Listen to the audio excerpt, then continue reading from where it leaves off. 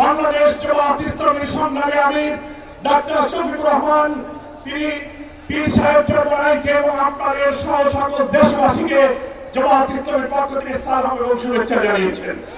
আজকের এই সোহরাওয়ার্দী উদ্যান সহ রাজধানী ঢাকা গলিতে গলিতে উপচে পড়া জনসমুদ্রের সংগ্রামী জনতা এবং প্রিয় দেশবাসী, মহান আল্লাহ তাআলার দরবারে আপনাদের সকলকে নিয়ে আমি আরেকবার স্বস্তির সাথে মহান আল্লাহর শুকরিয়া আদায় করছি। আলহামদুলিল্লাহ। শুকরিয়া এই কারণে, বাংলাদেশের ইতিহাসে, রাজনীতির ইতিহাসে আজকের দিন এক ঐতিহাসিক দিন। ঐতিহাসিক দিন মুসলিম উম্মাহর নেতৃত্বদানকারী দেশপ্রেমিক সকল ইসলামী দল, ব্যক্তিত্ব, স্কলারদের মধ্যে ভিন্নমত থাকা সত্ত্বেও আজকে একটি ঐতিহাসিক ঐক্যের যে পরিবেশ এবং সম্ভাবনা দেখা দিয়েছে, সৈয়দ মোহাম্মদ রেজাউল করিমের আহ্বানে আজকের ঐতিহাসিক মঞ্চে যারা বসে আছেন তারাই হচ্ছে এই ঐক্যের মহাকাণ্ডারী। আজকে নেতৃবৃন্দের উপস্থিতি এবং পীর সাহেবের সংগ্রামী ভূমিকায় তিনি আজকে নতুন ইতিহাসের স্রষ্টা হয়ে ইতিহাসে তার নাম সংরক্ষণে লেখা থাকবে।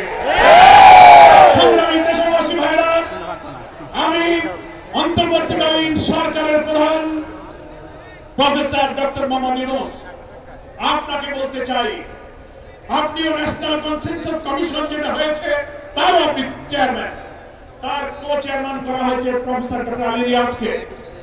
আর নির্বাচন কমিশনের প্রধানকে আমি বলতে চাই, আজকের এই সমাবেশ থেকে, এই জনসমুদ্র থেকে এই বার্তা যদি আপনারা বুঝতে ভুল করেন, পিওর পদ্ধতি ছাড়া নির্বাচন বাংলার মানুষ গ্রহণ করবে না। আমি নির্বাচন কমিশনার সকলকে বলবো, আপনি জাতির উদ্দেশ্যে নিরপেক্ষ থাকার অঙ্গীকার করেছেন। আপনার অঙ্গীকারের প্রতি আপনি সাবধান থাকবেন।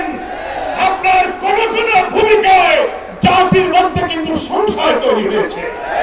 পরিষ্কার বলতে চাই, আপনি সোজা থাকবেন। আমরা আমাদের জন্য, কোন দলের জন্য আমরা পক্ষপাতিত্ব চাই না। 2000 ছাত্র জনতার জীবন, হাজার হাজার মানুষের রক্ত, 17-18 বছরের মানুষকে ফাঁসি, অত্যাচার, জুলুম, রিমান্ড, ক্রসফায়ার দিয়ে আলেম ওলামা পীর মাশায়েখদের যে নির্বাচন করেছেন, সেই সংগ্রাম আমরা ব্যর্থ হতে দেব না। অবশ্যই জাতির যে দাবি উচ্চকিত হয়েছে, নির্বাচনের লেভেল প্লেইং ফিল্ড আপনাকে নিশ্চিত করতে হবে।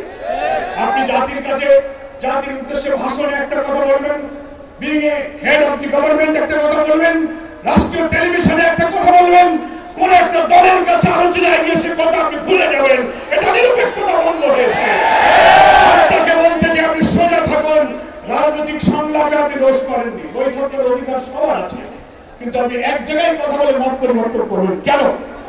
আপনাকে জাতির সামনে আসতে হবে, সকল দলের সাথে বসে আপনি বলবেন যে ভাই আমাদের এই অসুবিধা, আসুন আমরা সবাই মিলে এনজয় করি, আমরা রাজি আছি।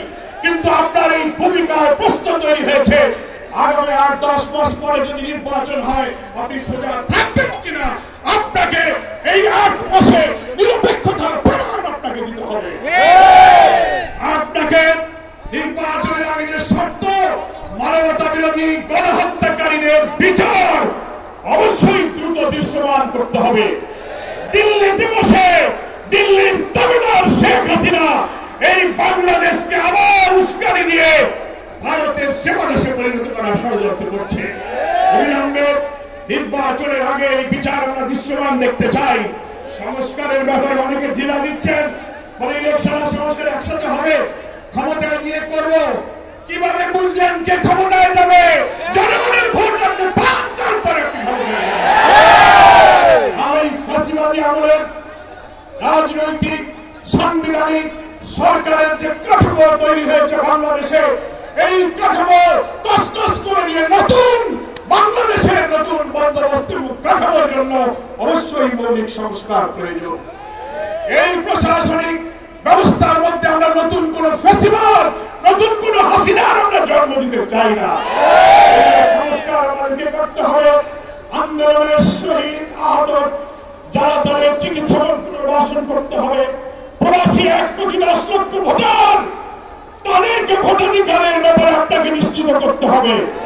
স্থানীয় সরকার নির্বাচন আগে দিতে হবে। জুলাই সনদ এবং ঘোষণাপত্র অবশ্যই জুলাই বিপ্লবের বার্ষিকী আমরা 1 তারিখ থেকে 8 আগস্ট পালন করব। এর মধ্যেই জুলাই সনদ এবং জুলাই ঘোষণাপত্র আপনাকে বাস্তবায়ন করতে হবে। সংগ্রামী দেশবাসী, তিনি জাতীয় ঐক্যের জন্য যে ঐতিহাসিক ভূমিকা রেখে চলেছেন, আমি মনে করি চরমনার পীর সাহেব সেই চেষ্টার ক্ষেত্রে একটি গুরুত্বপূর্ণ ঐতিহাসিক উদারতা, অবদান, মহব্বত রেখে ইতিহাসের একটি স্রষ্টা হয়ে তিনি থাকেন।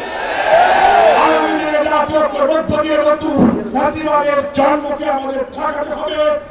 আমরা এই ঐক্যের পেছনে চরমনার পীর সাহেবের যে উদারতা, যে আন্তরিকতা, যে মহব্বত, তার মাধ্যমে তিনি গুরুত্বপূর্ণ ভূমিকা পালন করেছেন। আমরা দেখতে পাচ্ছি ইতিমধ্যেই বাংলাদেশের গ্রামে গঞ্জে, শহরে, নগরে, বন্দরে উলামায়ে কেরাম, মুসলিম উম্মাহ নেতৃত্বদানকারী জনগণের এই ঐক্যের পরিবেশ দেখে, আজকে মঞ্চে দেখে গ্রামে গ্রামে ঐক্যের জোয়ার শুরু হয়েছে। ভেদাভেদ, ভিন্নমত পরিহার করে মুসলিম জাতি সত্তা মূল্যবোধ রক্ষার জন্য আল্লাহ তাআলার দ্বীনকে পার্লামেন্টে নিয়ে ন্যায় বিচার, সুশাসন, বৈষম্যহীন এক নতুন সমৃদ্ধ বাংলাদেশ গড়ার জন্য আমরা ঐক্যবদ্ধ থাকবো। সকলকে ধন্যবাদ।